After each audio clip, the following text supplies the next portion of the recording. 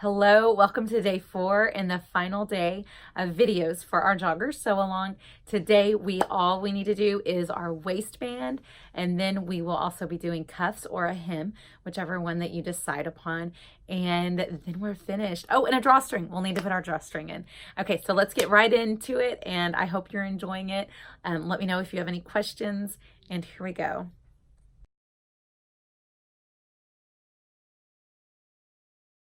Okay, so we are ready to work on our waistband. And for the waistband, you can do grommets, or you can do buttonholes, or you can make a waistband that is tight enough that you don't need anything to help keep it up. So for this particular one, I'm going to do buttonholes. So for either grommets or buttonholes option, you're going to need to get some kind of interfacing to stabilize, and you're going to want to put that, iron it onto the wrong side of your fabric. When you mark your buttonholes or your grommets, you're going to want to do it only on one side, so you're not needing them on both. They're only on one side, and you did that from your pattern piece. Mine doesn't show up very well in this video just because my marker is very close to my fabric.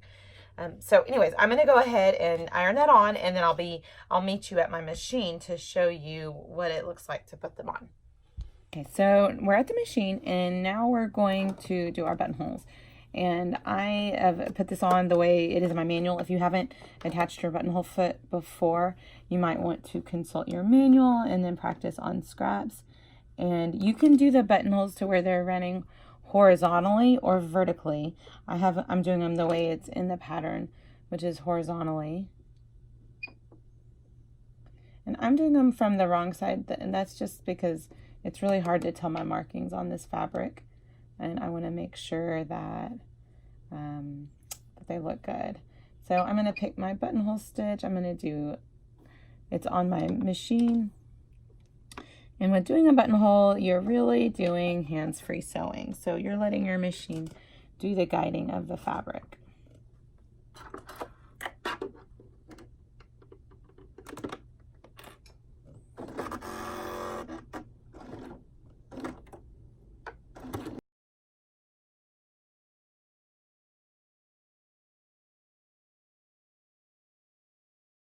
What it looks like from the right side.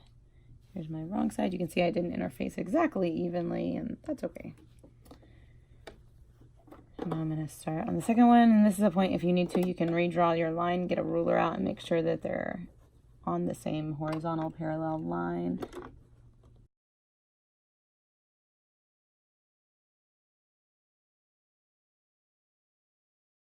So let me show you my buttonhole foot so that we can talk about. So normally when you do a buttonhole, you have this like space right here where you put your button, and it makes the decision for how big to make the buttonhole. So what I do is I'll practice on scraps and just kind of move this around to where it is how wide I want it to be. And now we're ready to open up these buttonholes, and I get out my seam ripper for that. So use whichever one is your sharpest. And then you need a pin from the wrong side so that you can see what I'm doing. So I'll put a pin in one end, and it serves as my stopper. And then I grab my seam ripper. I'm going to cut the thread. Then I grab my seam ripper and I put it in this end. So it looks like this. And then I seam rip open the fabric, and I only go about part way, and then I remove my pin. The pin is just there so if something crazy happens and I get wild with my seam ripping, I don't tear through it in the end. And then I put it in the other end, and I finish out that section. And now I have an open buttonhole. And at this point, if you have fray check, you can apply fray check if you're on a woven fabric, but since this isn't it, it's not going to fray. So I just leave it the way it is and clean up any loose threads. And here's what it looks like from the right side. And now I can feed a drawstring through here. I need my pen again. You're going to do the other one. And I just use the pin so I don't undo my work.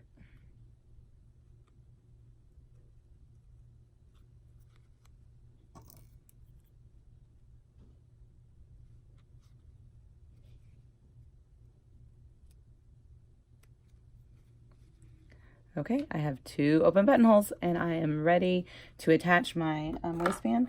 So at this point you can use your machine or your serger, and you're going to put the waistband right sides together like this.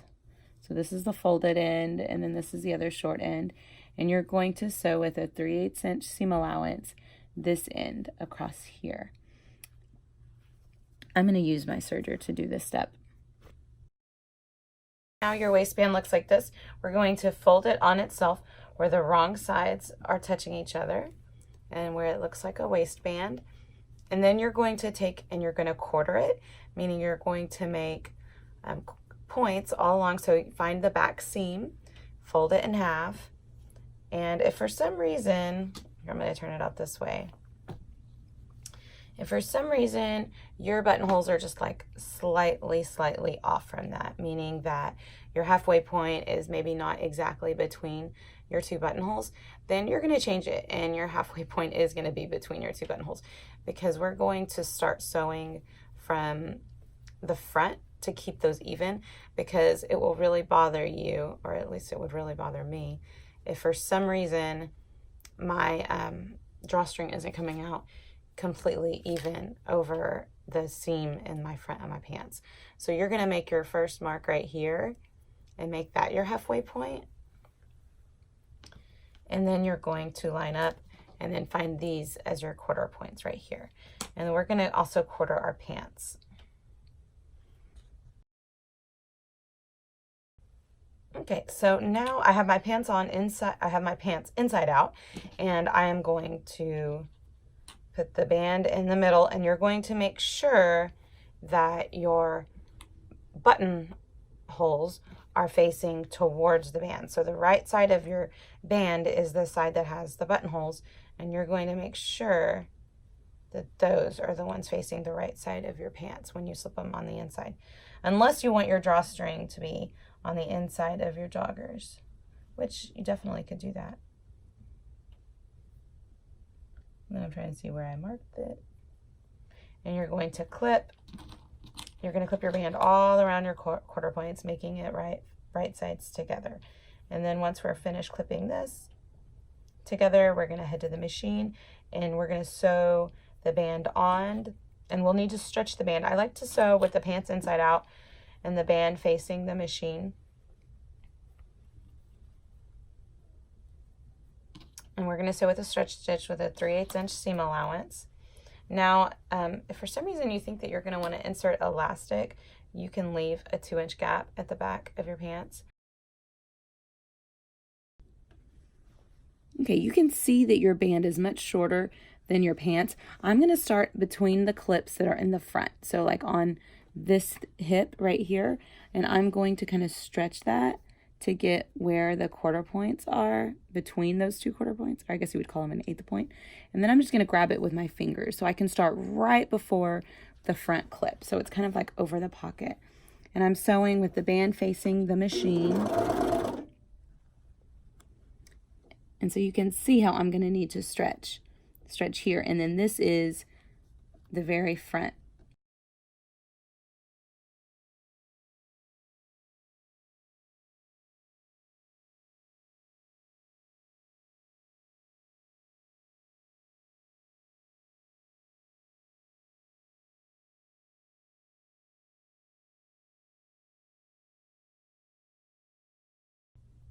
Okay, so this is the point where you're going to grab some drawstring. They sell this in with the cording and different things like that at Joann's, or maybe you can find some online. You can use like shoelace type, or you could use like the round type of cord. One thing, and that I've also done a lot of times actually, is I just use a strip of fabric of myself, same fabric or a coordinating fabric, and I cut just a long strand that's 1.5 inches wide times the length that I want it, and then I serge it with it facing itself, and that makes a string, and then you turn it right side out. That makes a drawstring. I'm going to take this off. Okay, so for now, I'm going to fish this through here. So you're going to put it on some kind of a bodkin or some kind of a safety pin. and then you're just going to put it through one of your buttonholes.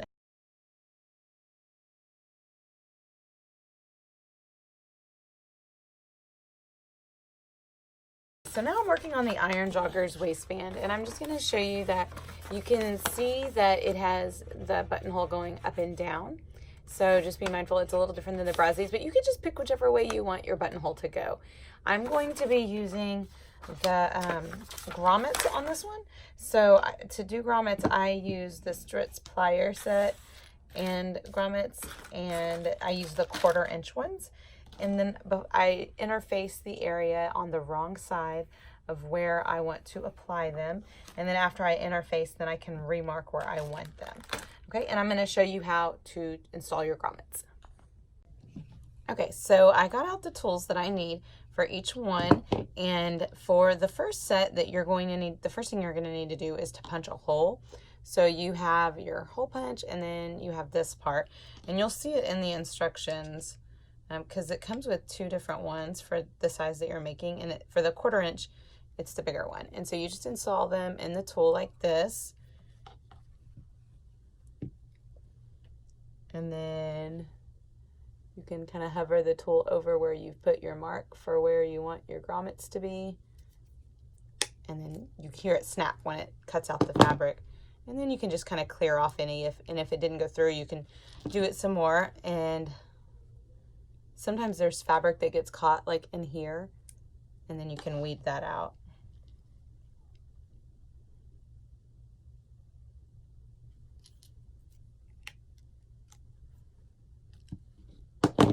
There's that hole. This one, I'm gonna have to redo. It didn't go all the way through.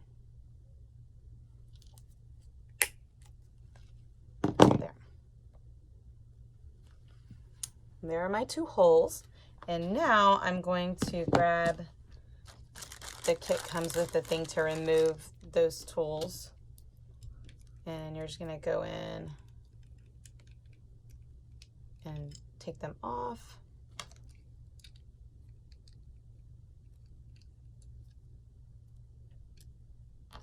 Okay, and now that those are taken off, you're going to put the grommet setters, they call them eyelets whenever they're this size. Then you're going to put those on there. So then you're going to grab your eyelets, and you're going to see which piece goes together, because if they don't go together, they're not going to nest. And then you're going to figure out which one is your right side. So you know that it's the wrong side when it looks like this, and then the right side looks like this. So I'm going to put it into the fabric.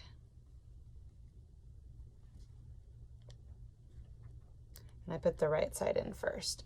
And do not press it until you look at it and make sure that your right side of your fabric looks like this, and then your wrong side looks like this.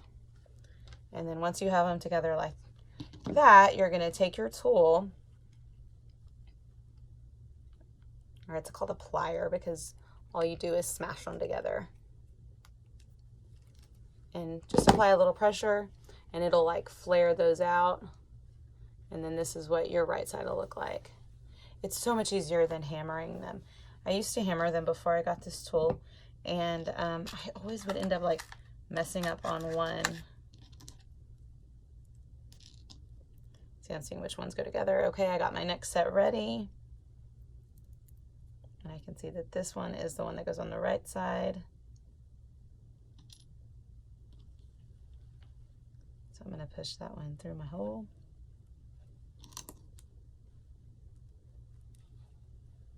Put that over.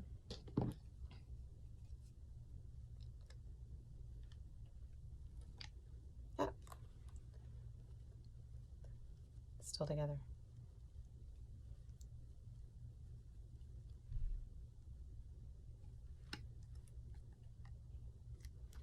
Okay, just apply a little pressure, and I have two grommets. And now that I have my grommets installed, I can fold my waistband in half and mark the center point of the grommets. I have that marked. I'm going to sew these short ends together right sides together with the 3/8 inch seam allowance. So you can use a stretch stitch or you can use your serger. I'm going to just quickly sew this short end on my serger, and then I'll be ready to apply this band to the pants. Okay, so now that we have our grommets installed, you can fold the waistband to where the wrong sides are touching, and it's going to start to look just like a waistband. And at this step, we're going to put in elastic. And by we, I don't mean me. That's the way that the instructions have you do it, is to go ahead and insert your elastic. I had to piece mine. And I don't do it that way because I just find it easier to sew if the elastic is put in like a casing afterwards.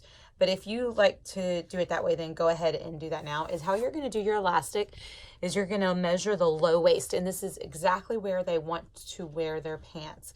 So you're going to measure that, and then you're going to cut a piece of elastic that is 2 inches wide, and that is that amount -1. So if it's 42, then you're going to cut out a 41-inch piece of elastic. And after you've cut it out, then you'll overlap it like this, and then you can zigzag a box around it, or however your favorite method is of sewing elastic in. But I'm not. I'm going to skip that step, and I'm going to go ahead and put this on the waist of the pants, just the exact same way I did on the other one. I'm going to mark where my center is for this and my quarter points, and I'm going to insert it in, and then put it in. And when I do, I'm going to leave about a 2-inch gap, and then I'm going to fish the elastic through that way. And it also is nice to do it that way because you can try it on and make sure that the elastic is the right measurement before you sew the elastic down. So I'm going to do that, and then I'll come back and I'll show you what that looks like.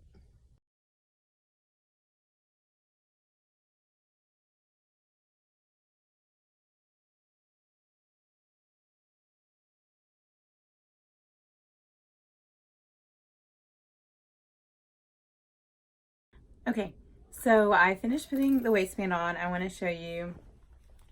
So I have them inside out, and I have a hole that I haven't sewn yet, and I'm just going to fish the waistband through there. So notice how I showed you I pieced it.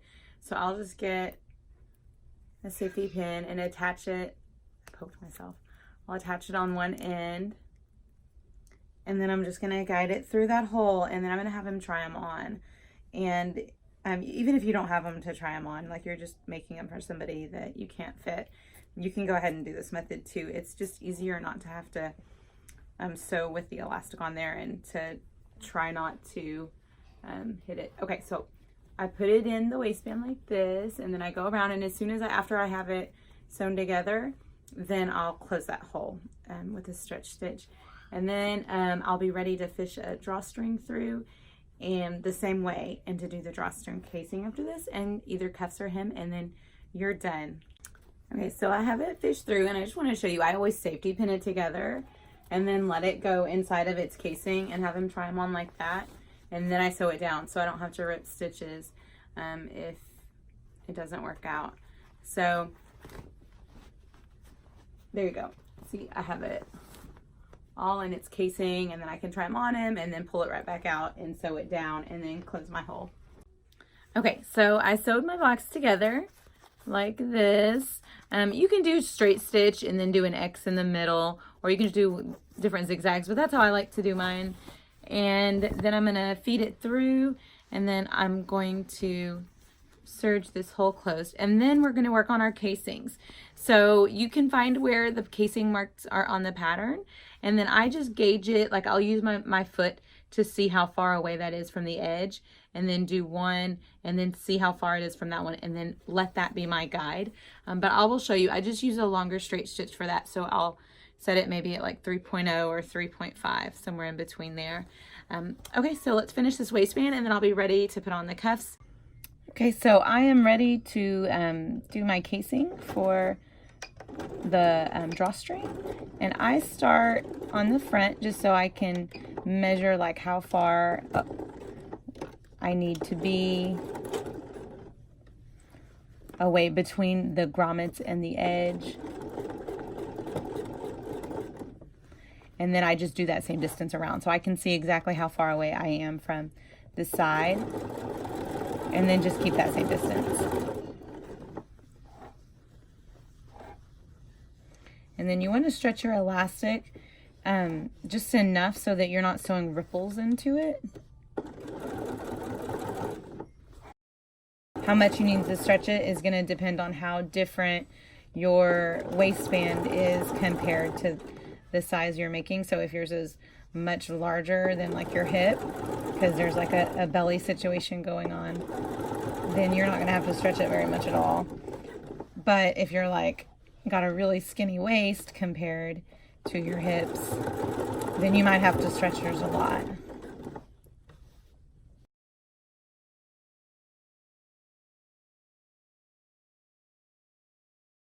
And you notice I'm pulling it from both ends when I stretch it.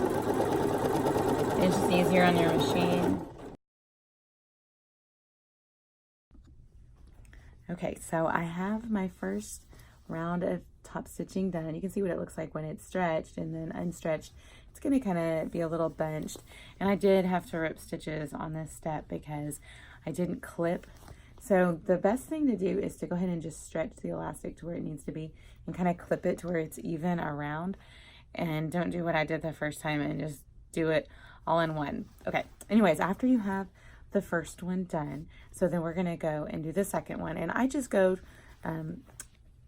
I measure it by how far it is away from whatever. So here I just kept my presser foot an even amount away from this edge, and then I'll do the same thing on this one, and just I'll put it where I can clear this without my needle going near those grommets, and then go all the way around, and I'll stretch it the same as I did that. Once I finish this, then I'll be ready to thread my drawstring through this channel. Another thing is that this is optional, making the channel for it. So if you feel that that is hard or you don't have time, then don't worry about that. But anyways, I'm gonna go ahead and do that. I'll thread my drawstring, and then I am done with this waistband. Thank you for joining me. I'm so glad that you sewed with me today.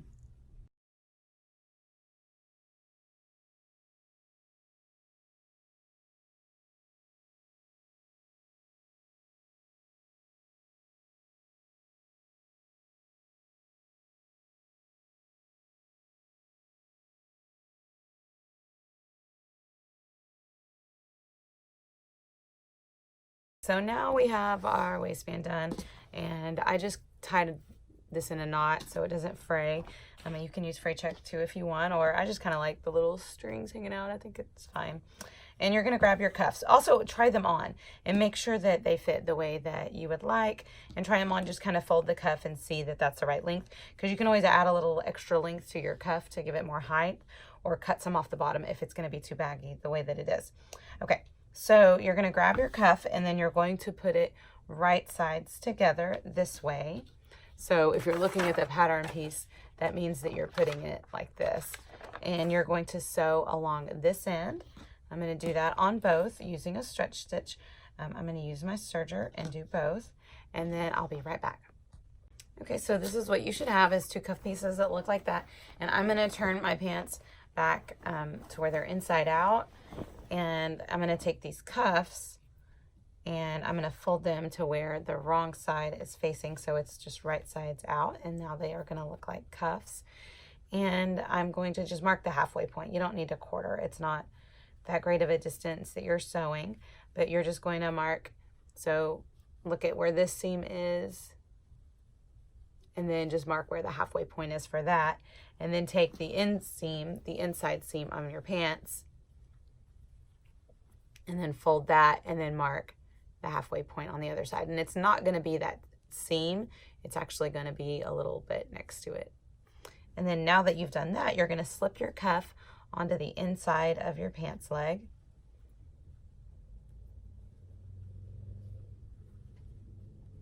You're going to match up those points with clips, and then we're going to sew this on with a stretch stitch, and you're going to need to stretch this cuff to meet that pants leg, and I like to sew with the cuff facing the machine. Okay, so I'm going to sew those on.